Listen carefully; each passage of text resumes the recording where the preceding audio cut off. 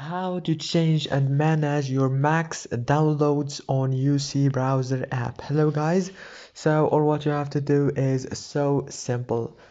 Go to UC browser. This is the home page, as you can see. Now go down and click on those three lines here down below. Click on them. Now choose the settings option, and here on this page you will find many options. Go to download settings right here. Now on this page you will find max downloads. Click here, and now you can change and edit your max downloads from here. You can choose 6, 5, 4, or even 1 if you want.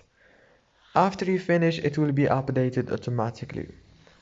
If this video was helpful, please don't forget to like and subscribe, and thank you so much for watching.